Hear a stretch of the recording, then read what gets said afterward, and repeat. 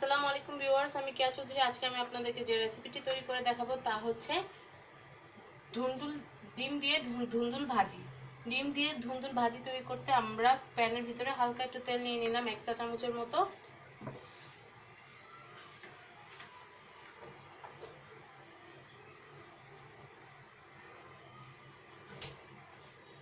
এরপর আমরা প্যানে তেলটা একটু গরম করে নেব। আমরা এতে দিয়ে দিচ্ছি 1 চিমটি পরিমাণ লবণ,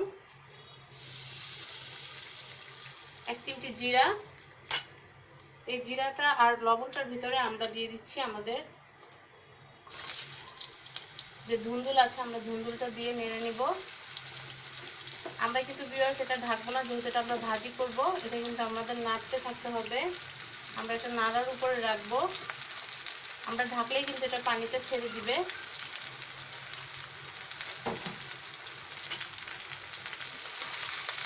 আমরা এখন এটা অনবরত নাড়বো।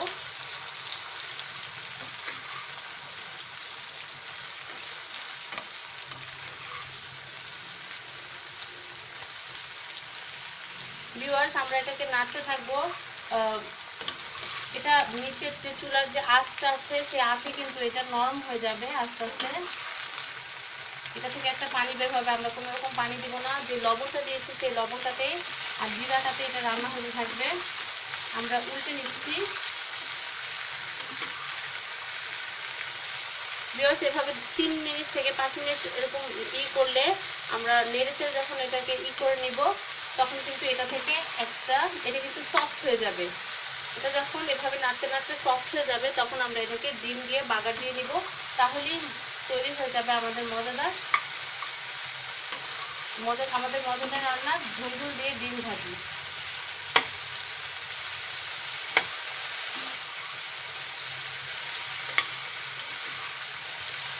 ডিম দিয়ে ধুন্দুল ভাজা খেতে কে না পছন্দ করে? এটা অনেক মজাদার একটা ডিশ। আপনারা দেখছেন আস্তে আস্তে কিন্তু এটা নরম হয়ে যাচ্ছে। এভাবে আস্তে আস্তে নাড়তে নাড়তে এটা নরম হবে। আমরা হালকা একটু হলুদ দিব, 1 চিমটি। আমরা ডিমে যখন বাগার দিব, তখন আমরা ডিমটাতে হলুদ দিয়ে দিব, তাতে করেই আমাদের কারির যে গ্লেজ চলে আসবে। আমরা এখন এটাতে দিয়ে দিব 2টো কাঁচামরিচ দিয়ে আমরা এভাবে নাড়তে থাকবো।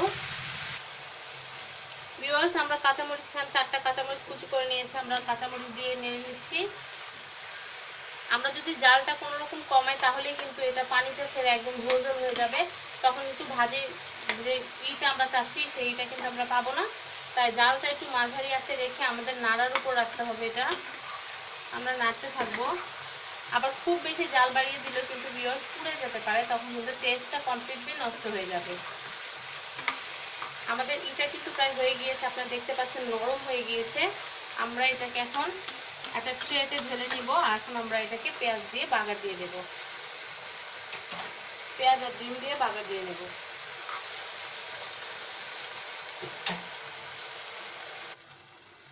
ভিউয়ার্স আমরা আমাদের প্যানটা থেকে যে আমাদের সবজিটা, সেটা আমরা ঢেলে নিয়েছি। এখন আমরা প্যানটার ভিতরে দিয়ে নিব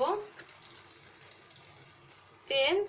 আমরা 1.5 টেবিল চামচের মতো তেল দিয়ে নিলাম, যেহেতু আমরা একটা ডিম এটার ভিতরে করব। আমরা দিয়ে দিচ্ছি পেঁয়াজ। আমরা পেঁয়াজটাকে একদম এভাবে কুচলে দিয়ে দিচ্ছি। এখন আমরা 2টা পেঁয়াজ কেটে নিয়েছি। আপনারা চাইলে আরো বেশি দিতে পারেন, আমি আরেকটু বেশি দিয়ে দিচ্ছি। দিয়ে দিলাম আমরা। এখন আমরা পেঁয়াজটাকে খুব ভালো করে ফ্রাই করে নেব। আমরা ডিমের ভিতর দিয়ে দিচ্ছি, আমরা যে পেঁয়াজের ভিতর দিয়ে দিচ্ছি লবণ। তারপর আমরা দিয়ে দিচ্ছি 1 চিমটি হলুদ আর জিরাটা তো আমরা ফার্স্টেই দিয়ে দিয়েছি, কাঁচামরিচও দিয়ে দিয়েছি, ওগুলো এখন দিতে হবে না। আমরা এখন এটাকে খুব ভালো করে ভেজে নেব।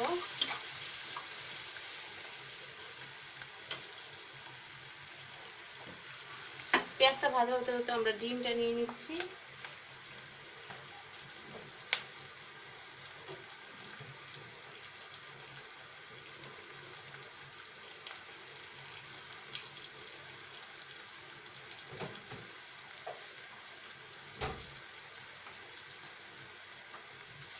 আমাদের পেঁয়াজটা ভাজা হচ্ছে, আপনারা দেখতে পাচ্ছেন।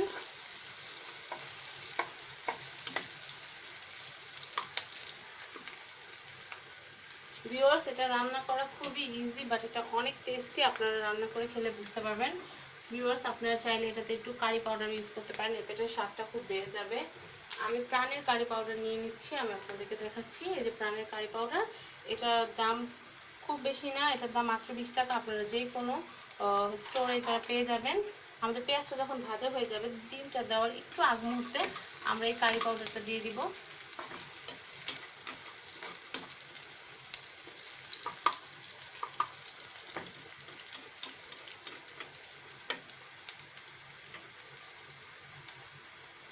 ভিউয়ার্স, ধুন্দুল যে সবজিটা, এটাতে কিন্তু প্রচুর পরিমাণ পানি থাকে।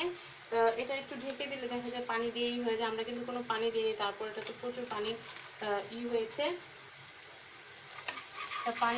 এটা প্রচুর পানি ছাড়া এটা লবণের সংস্পর্শে আসলে আমাদের পেঁয়াজটা কিন্তু প্রায় ভাজা হয়ে গেছে। আমরা আরেকটু ভেজে নিব, তারপর আমরা এটাকে আমাদের যে কারি পাউডার আছে সেই কারি পাউডারটা দিয়ে দিব। এতে করে যা হবে, ডিমটার ভিতরে কিন্তু কারি পাউডার টেস্টটা লক হয়ে যাবে।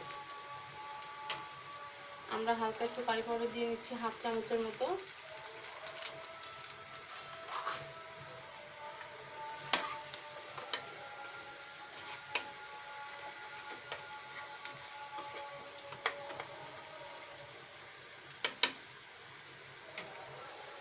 আমি দিয়ে দিচ্ছি ডিম।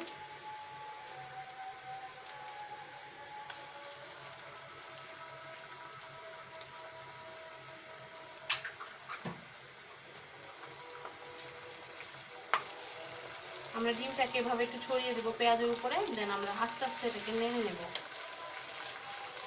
ডিমটা একটু সেট হতে হবে পেঁয়াজের উপরে, দেন আমরা এটা নাড়বো। ডিমটা সেট হতে না দিলে কিন্তু এটা ভালো হয় না। আমরা আমাদের ডিমটা করে নিয়েছি, এখন আমরা আস্তে করে আমাদের যে আছে।